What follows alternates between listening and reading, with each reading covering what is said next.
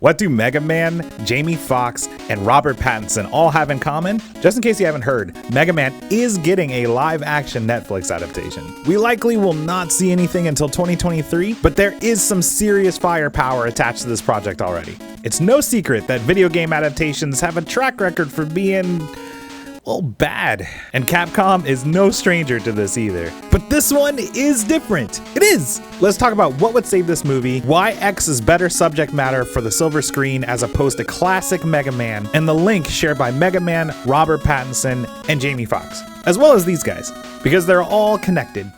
I'm Solace, this is Solace and Dread. We do reaction videos as well as video game character analysis. Let's dive in.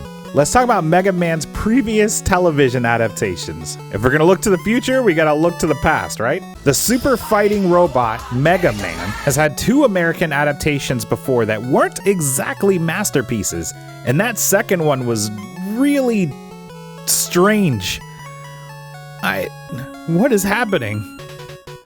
There's also been a few anime adaptations based on spin-off games Mega Man Star Force and Mega Man Battle Network, but never a live-action adaptation until now, unless you count that fan film that's on YouTube, but we're gonna omit that. The style of the original games lends itself to cartoons and anime adaptations very easily, and there's a reason for that. These were designed quite a long time ago. They're brightly colored, the robot masters are very obvious as to what they are and what they do. I mean, look at the cleverly named Cutman here. No question about that, is there? Why would Dr. Light mount the scissors on his head? How is this practical?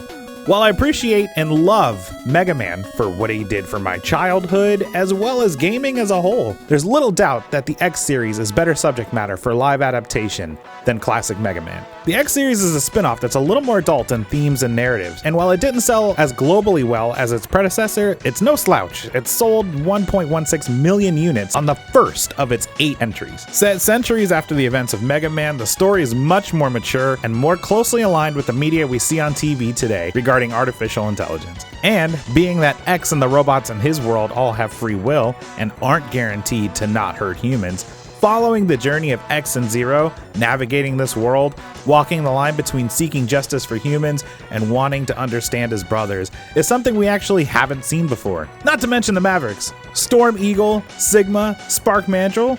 These Reploids would fit a modern CGI so well. That's not even mentioning the look of Zero and Mega Man. Look at this cosplay. My God.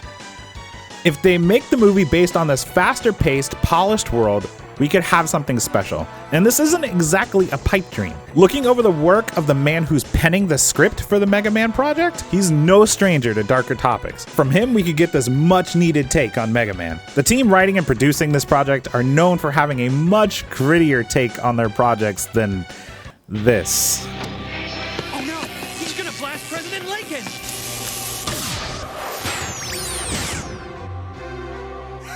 I knew you'd risk yourself for Mr. Lincoln.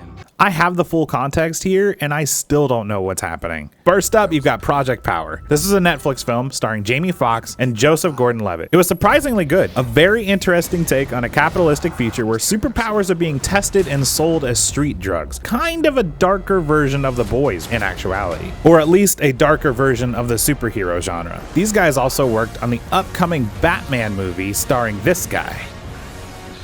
I'm vengeance. Not to mention, he also wrote and directed another movie that just came out on Hulu called Android/Mother, a movie set in a world about artificial life suddenly going maverick and attacking humans.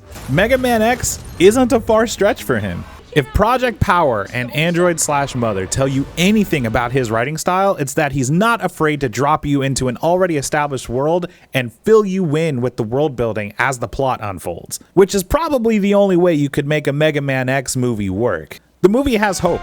Critic sites like Rotten Tomatoes have kind of been unkind to Capcom's film adaptations in the past, having an average score of 4.28. The good news is that the team that made the Resident Evil movies, as well as the Monster Hunter movie, are nowhere near this project. It's being written by the same guy that wrote Project Power as well as The Batman, and it's being produced by Masi Oka, who's not only Japanese, but he's also intimately involved in the gaming world.